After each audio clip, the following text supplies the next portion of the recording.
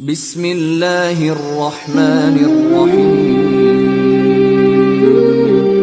یہ ویڈیو کے ذریعے ہم کسی کا دل یا کسی کے دھرم کو تکلیف پہنچانا نہیں چاہتے، ہم تو بس اتنی کوشش کرتے ہیں کہ ہر انسان کو حقیقت کا پتہ چلے۔ یہ ویڈیو سننے کے بعد آپ خود ہی فیصلہ کیجئے صحیح یا غلط۔ Please like, comment and subscribe. خداوند قدوس تمام عالم انسانیت سے سوال پوچھ رہا ہے کہ تم کافر کیسے ہو سکتے ہو جب تم پر اللہ کی آیتوں کی تلاوت کی جاتی ہے اور تم میں میرا رسول موجود ہے۔ پھر جس نے بھی اللہ کو مضبوطی سے پکڑ لیا تو یقیناً اس کو ہدایت کی گئی صراط مستقیم کی طرف۔ آج کی تقریر میں یہاں سے شروع کر رہا ہوں جہاں پر میں نے رات کو ختم کی تھی۔ میں نے کیا تھا کہ ہمیں رسول اسی لیے سمجھ میں نہیں آیا کہ ہم نے رسول کو جناب ابو طالب اور جناب خدیجہ سے نہیں لیا۔ اگر ہم رسول کو جناب ابو طالب سے لیتے، جناب خدیجہ سے لیتے، تو میں سمجھتا ہوں کہ ہمیں رسول سمجھ میں آتا، اور جب رسول سمجھ میں آ جاتا تو علی سمجھ میں آ جاتے۔ آئیے آج کی تقریر میں اسی آیت سے شروع کرنا چاہتا ہوں جو میں نے پڑھی تھی کہ اللہ نے ارشاد فرمایا کہ لَقَدْ مَنَ اللَّهُ عَلَى الْمُؤْمِنِينَ إِذْ بَعَثَ فِيهِمْ رَسُولًا مِّنْ أَنفُسِهِمْ۔ اللہ نے احسان کیا مکے کے مومنین پر جن میں رسول بھیجا جو ان کا خون تھا۔ منکم نہیں کہا، منہم نہیں کہا، من انفسہم، اور من انفسہم میں یہ جمع کا صیغہ ہے، یعنی کم از کم 3 مومن ہونے چاہیے جن میں رسول کو آنا چاہیے تھا۔ سمجھ میں آ رہی ہے بات؟ کم از کم۔ تو بھائی بتاؤ وہ کون سے مومن تھے؟ کون سے مومن تھے؟ پتا چلا کہ ایک مومن تو مانیں گے نا کہ کس میں آیا تھا؟ میں نے رات عرض کیا تھا کہ آیا تھا جناب ابو طالب کے گھر میں، اور صرف جناب ابو طالب نہیں، جناب ابو طالب کا حرم جناب فاطمہ بنت اسد۔ آئیے آج کی گفتگو میں یہاں سے شروع کرنا چاہتا ہوں۔ میں نے کیا کہ قرآن میں جب اللہ نے فرمایا، ایک آیت میں نے پڑھی تھی کہ اللہ ہر شے پر قادر ہے، اللہ ہر شے پر قادر ہے، اور جس شے وہ شے جو دیکھنے میں آتی ہے وہ بھی شے ہے، اور جو دیکھنے میں نہیں آتی ہے وہ بھی شے ہے۔ اور اسی اللہ نے سورۃ بنی اسرائیل میں ارشاد فرمایا وَإِن مِّن شَيْءٍ إِلَّا يُسَبِّحُ بِحَمْدِهِ وَلَٰكِن لَّا تَفْقَهُونَ تَسْبِيحَهُ۔ جو شے ہے، جو بھی شے ہے، چاہے تمہیں دیکھنے میں آئے یا نہ دیکھنے میں آئے، وہ میری بندگی کرتی ہے، وہ میری تسبیح کرتی ہے، لیکن تمہیں سمجھ میں نہیں آتی۔ گھبرا گئے شاید؟ گھبرائیں نہیں۔ وہ بھی شے ہے جو دیکھنے میں آئے اور دیکھنے میں نہ آئے، اور اللہ نے فرمایا جو شے ہے وہ میری بندگی کرتی ہے، جو بھی شے ہے وہ میری بندگی کرتی ہے۔ اور پھر اللہ نے سورۃ زخرف میں ارشاد فرمایا قُلْ إِنْ كَانَ لِلرَّحْمَٰنِ وَلَدٌ فَأَنَا أَوَّلُ الْعَابِدِينَ۔ میرے حبیب ان کو کہہ دو جو کہتے ہیں کہ عیسیٰ اللہ کا بیٹا ہے، تو ان کو کہہ دو کہ سب سے اول عبد میں ہوں، من العابدین نہیں، اول العابدین، یعنی جس کو بھی آپ عابد تسلیم کریں گے تو رسول اول ہے، من العابدین نہیں، اول العابدین۔ تو ہر شے کرتی ہے تسبیح، ہر شے کرتی ہے بندگی، اور رسول ہے اول بندگی کرنے والا۔ پتا چلا شے نہ تھی رسول تھے، شے نہ تھی رسول تھے۔ اب مسلمان بھائیوں نے اس کے دو تفاسیر کیے۔ پہلے یہ کہ اللہ نے فرمایا رسول کو کہ میرے رسول اگر یہ کہتے ہیں کہ عیسیٰ اللہ کا بیٹا ہے تو ان کو کہہ دو کہ اول عابد میں ہوں، یعنی اللہ کو بیٹا ہوتا تو اللہ کے بعد میں ہوں، اگر بیٹا ہوتا تو یا میں ہوتا یا مجھے پتا ہوتا۔ اب بڑا جملہ میں نے کہا ہے جو بزرگ میرے سامنے بیٹھے ہیں، یعنی اگر اللہ کو بیٹا ہوتا تو یا میں ہوتا یا مجھے پتا ہوتا۔ ہو سکتا ہے کہ کوئی آپ پر اعتراض کرے کہ عبدالحکیم نے یہ کیسے کہہ دیا اس اللہ کے لیے جو کہتا ہے کہ لم یلد ولم یولد ولم یکن لہ کفوا احد، مجھے نہ کسی نے جنا ہے اور نہ میں نے کسی کو جنا ہے، تو اس کا بیٹا وہ کہہ رہا ہے رسول کو۔ میرے دوستوں، میرے بزرگوں، آئیے پھر چلتا ہوں قرآن حکیم کی طرف، اور یہ آیت ہے سورۃ زمر کی۔ لو اراد اللہ ان یتخذ ولدا لاصطفیٰ، اللہ نے فرمایا اگر میں ارادہ کرتا کہ کسی کو بیٹا بناؤں تو ضرور مصطفیٰ کو بناتا، میں اسی سے پاک ہوں، لیکن اگر میں بیٹا بناتا تو مصطفیٰ کو بناتا۔ اگر میں اللہ بیٹا بناتا تو مصطفیٰ کو بناتا، اور یہاں اللہ نے رسول سے کہلوایا کہ میرے حبیب کہہ دو کہ اگر عیسیٰ اللہ کا بیٹا ہے تو اول عابد میں ہوں، مجھے پتا ہوتا یا پھر اللہ کا بیٹا میں ہوتا۔ اور سورۃ زمر کی 4 آیت میں اللہ نے ارشاد فرمایا کہ اگر میں اللہ ارادہ کرتا کہ کسی کو بیٹا بناتا تو یقیناً میں اللہ مصطفیٰ کو بیٹا بناتا۔ ہاں، اتنی اللہ کی محبت رسول سے، اب کوئی جملہ کہنا چاہتا ہوں، اتنی محبت اللہ کو ہے رسول سے، وہ جو لم یلد ولم یولد ہے، وہ جو لامقا ہے، وہ جو بے مثل ہے، اتنی محبت رسول سے کہ اگر میں کسی کو بیٹا بناتا تو وہ بناتا مصطفیٰ کو۔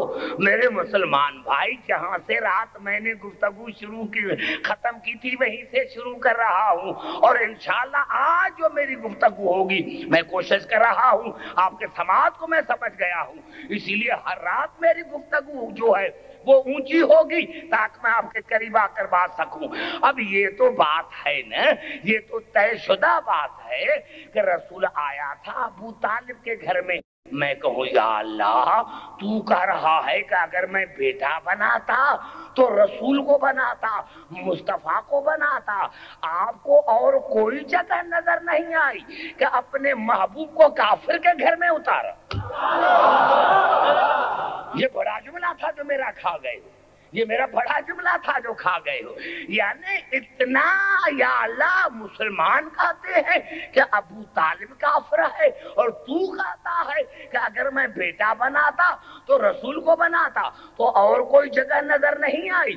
تمہیں جگہ نظر آئی ابو طالب کو تو دو باتوں میں سے ایک بات مانو، یا تو رسالت سے ہاتھ اٹھاؤ، یا تو آپ کو ماننا پڑے گا کہ جب اللہ نے کائنات کو دیکھا تو ابو طالب کے گھر سے زیادہ کوئی محترم نظر نہیں آیا۔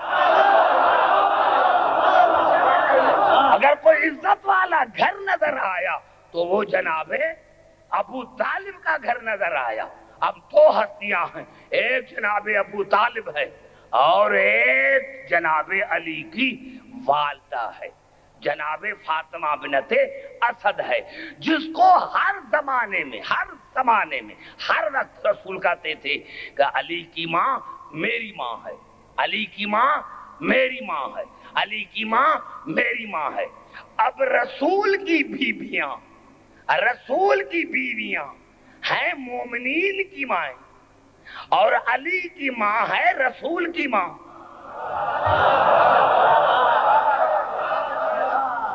کیوں بھائی گھبرا کیوں گئے ہو میرے بھائی؟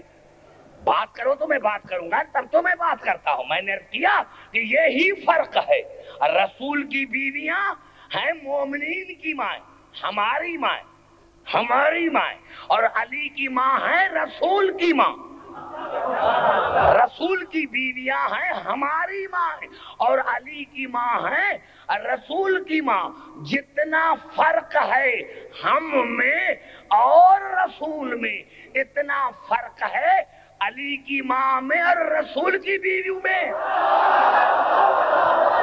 کہنا چاہتا ہوں میں، اب آپ کا قریب آ گیا ہوں میرے دوستوں۔ میں نے عرض کیا میرے دوستوں، میرے بزرگوں، میرے قریب بیٹھنے والے، یہ وہ بھی ہے، یہ وہ بھی ہے۔ اب آئیے، کیونکہ آیت کو جو میں نے عنوان میں لیا ہے تو میرا مقصد ہے کہ تم کافر کیسے بن سکتے ہو جب تم پر اللہ کی آیتوں کی تلاوت کی جاتی ہے۔ یہ وہ بھی ہے۔ کون؟ علی کی ماں۔ کون علی کی ماں؟ رسول کی ماں، رسول کی ماں، رسول کی ماں۔ جب کعبے کے قریب آئی، جب کعبے کے قریب آئی، جب کعبے کے قریب آئی تو دیوار کعبہ پر ہاتھ رکھا اور ہاتھ رکھ کر دعا مانگی، رب انی مومنۃ بک، اے میرے پروردگار، آمنت نہیں کہا، مومنۃ بک، یا اللہ تو جب سے ہے اور میں جب سے ہوں تب سے میرا ایمان آپ کی ذات پر ہے۔ آمن تو نہیں کہا۔ گھبرائے نہیں میرے بھائی، گھبرا گئے ہو، آئے گھبرا گئے ہو، پتہ نہیں کیوں آپ گھبرا تو گئے نہیں گئے میرے بھائی، گھبرا جائیں گے۔ میں خود گھبرا جاتا ہوں کہ شاید میں آپ کا میرا جو میسج ہے آپ تک کنوے نہیں کر رہا۔ میں نے آپ کیا کہ جناب علی کی جو ولادت ہوئی تو جناب فاطمہ بنت اسد کی وہ میں دعا پڑھ رہا ہوں، اور میں یہ دعا پڑھ رہا ہوں بحال انوار کی 35ویں جلد سے کہ جناب فاطمہ بنت اسد کی دعا کیا ہے؟ رب انی مومنۃ بک۔ آمن تو نہیں کہا، کیونکہ آمن تو وہ کہتا ہے جو پہلے مومن نہ ہو۔ اور کیا کہا جناب فاطمہ بنت اسد نے؟ رب انی مومنۃ بک، یا اللہ، یا اللہ میں جب سے ہوں میں آپ پر ایمان رکھتی ہوں، وَبِمَا جَاءَ مِنْ عِنْدِكَ الرَّسُولُ، اور میں جب سے ہوں میرا تیرے رسول پر ایمان ہے، اور اس پر بھی ایمان ہے جو رسول لے کر آیا ہے۔ کتنی خاموشی ہے، اس کا پتہ چلا کہ میں نہیں سمجھا سکتا، اس کا پتہ چلا کہ میں نہیں سمجھا سکا۔ یہ بی بی کب دعا مانگ رہی ہے؟ نزول قرآن سے، نزول قرآن سے، یعنی بظاہر حضور اکرم جناب علی سے 30 برس بڑا ہے، 30 برس اعلان نبوت سے 30 برس پہلے، نزول قرآن سے 30 برس پہلے علی کی ماں دعا مانگ رہی ہے، رب انی مومنۃ بک، پروردگار میں جب سے ہوں میرا ایمان تیری ذات پر ہے، وَبِمَا جَاءَ مِنْ عِنْدِكَ الرَّسُولُ، اور میرا ایمان تیرے رسول پر ہے اور جو تیرا رسول لے کر آیا ہے، وَبِكُلِّ نَبِيٍّ من انبیائک، اور میرا ایمان میں جب سے ہوں تمام انبیاء پر ہے جو تیری طرف سے آئے ہیں، وَبِكُلِّ کتاب انزلتہ، اور یا اللہ میرا ایمان ان کتابوں پر ہے جن کو تو نے نازل کیا ہے۔ گھبرائے نہیں میرے بھائی، گھبرائے نہیں، بات کرنے میں کوئی شرم نہ کرے میرے دوستو۔ میں نعرہ میں خود لگاؤں گا لیکن آپ بات خود کریں تاکہ مجھے سمجھ میں آ جائے۔ یا اللہ مومنۃ بک کہا، مومنۃ بک کہا، نہیں مجھے مزہ نہیں آیا۔ آئیے پھر چلتا ہوں قرآن حکیم کی طرف، درود پڑھے محمد علیہ وسلم پر۔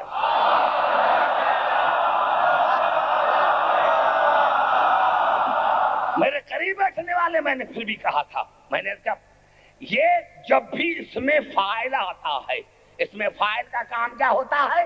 یہ دوام پر دلالت کرتا ہے، دوام پر، استمرار پر، ہمیشہ مومنۃ بک۔ آئیے دو آیتیں پڑھ کر پھر اس دعا کو پڑھنا چاہتا ہوں۔ آپ کے جو چہرے میں دیکھ رہا ہوں، پھر آپ کے چہرے جو ہے وہ گلاب کی پھول کی طرح نکھر جائے. اور انشاءاللہ اگر مزہ نہ آیا تو میں خطابت کرنا چھوڑ دوں. جو میں سوچ کر آیا, میں نے کیا میرے دوستوں, میرے بزرگوں, بھائی قرآن میں صرف دو مرتبہ پورے قرآن میں صرف 2 مرتبہ آیا ہے. ابھی جو میں آیت پڑھ رہا ہوں, پہلی مرتبہ سورۃ آل عمران میں وَمَا يَعْلَمُ تَأْوِيلَهُ إِلَّا اللَّهُ وَالرَّاسِخُونَ فِي الْعِلْمِ. اس قرآن کی تعویل کو, مقصد کو, معنی کو میں اللہ جانتا ہوں یا وہ ہستیاں جانتی ہیں جو علم میں راسخ ہیں. پتا چلا, اتنا تو پتا چلا کہ اللہ کے سوا کچھ ایسی ہستیاں ہیں جو قرآن کو اس طرح سمجھتی ہیں جس طرح اللہ سمجھتا ہے. پتا چلا, ماننا پڑے گا میرے بھائی جو قریب بیٹھے ہیں, پتا چلا کہ اللہ کے سوا ماننا پڑے گا کہ اللہ کے سوا ضرور کچھ ایسی ہستیاں ہیں جو قرآن کو اس طرح سمجھتی ہے جس طرح اللہ سمجھتا ہے, جس طرح اللہ نے اس کو نازل کیا ہے. اور اللہ نے اس کا نام کیا رکھا؟ راسخون فی العلم. پورے قرآن حکیم میں لفظ راسخون 2 مرتبہ استعمال ہوا. پورے قرآن حکیم میں لفظ راسخون 2 مرتبہ استعمال ہوا. 1 مرتبہ سورۃ آل عمران میں اور 1 مرتبہ سورۃ نساء میں. اب آئیے قرآن سے پوچھے, یا اللہ اب اگر سمجھا نہ سکا تو شاید میں ممبر سے اتر جاؤں. اب جو میں آیت پڑھ رہا ہوں, یہ آیت لفظ ہیں سورۃ نساء کے, یہ الفاظ ہیں سورۃ نساء کے. یا اللہ ہمیں کیا پتا کہ یہ راسخون فی العلم کون ہے؟ تو اللہ نے آیت بتائی سورۃ نساء کی, لیکن الراسخون فی العلم منہم. سب سے پہلے راسخون فی العلم کی یہ نشانی ہے کہ وہ ذریت ابراہیم ہیں. سب سے پہلی نشانی یہ ہے کہ وہ راسخون فی العلم جو ہیں وہ ابراہیم کی اولاد ہیں. والمومنون, یومنون نہیں کہا, والمومنون اس میں فاعل کہا, میں سمجھانا چاہتا ہوں. والمومنون, اور وہ جب سے ہیں تب سے مومن ہیں, ایک لمحے کے لیے بھی کفر میں نہیں گزارا.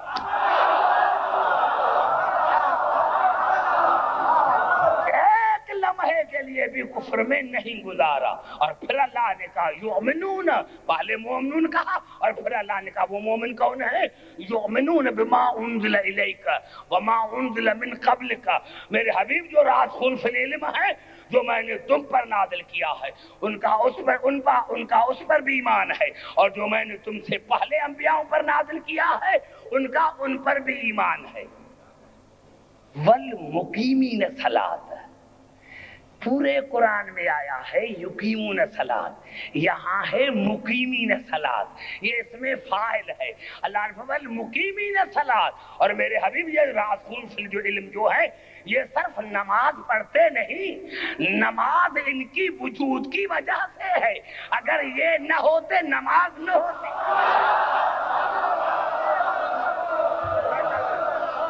اگر یہ نہ ہوتے تو نماز نہیں ہوتی. پورے قرآن میں کوئی ایسی آیت دکھائے والموتون زکات, یوتون زکات نہیں, موتون زکات اس میں فاعل ہے. والموتون زکات. اور میرے حبیب یہ صرف زکات دیتے نہیں, لیکن اگر یہ نہ ہوتے تو زکات کا وجود نہ ہوتا. والمؤمنون باللہ والیوم الآخر, اور یہ جب سے ہیں تب سے ان کا اللہ پر بھی ایمان ہے اور قیامت پر بھی ایمان ہے. میں تمام مسلمان بھائیوں کے سر پر قرآن رکھتا ہوں کہ اب بتاؤ تمہارے پاس ایک ہے ایسا جو جب سے ہے تب سے مومن ہے؟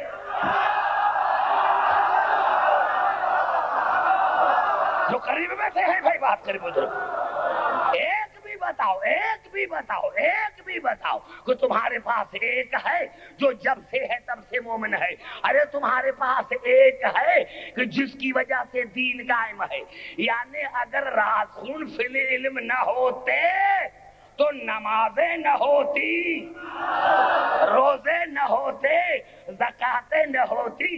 ایک بتاؤ سر پر قرآن رکھ کر, جھوٹا قرآن اٹھاؤ, میں خطاب چھوڑ دوں گا. ارے تمہارے پاس ایک بھی نہیں, ہمارے پاس ایک نہیں 14 ہے.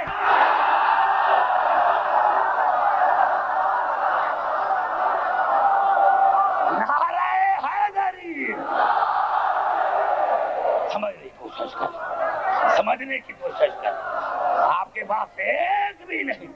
ہمارے پاس 14 ہے, ہمارے پاس 14 ہے. ماننا پڑے گا, نام تو نہیں ہے, ماننا پڑے گا کچھ ایسی ہستیاں ضرور ہے جو ایک لمحے کے لیے بھی کافر نہیں رہی ہیں. اور اللہ نے اس کو قرآن میں راسخون فی العلم کہا.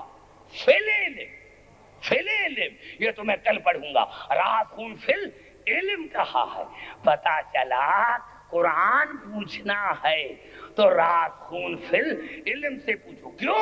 یہ الفاظ ہیں سورۃ نساء کے. ارشاد ہو رہا ہے بل کذبوا بما لم یحیطوا بعلمہ.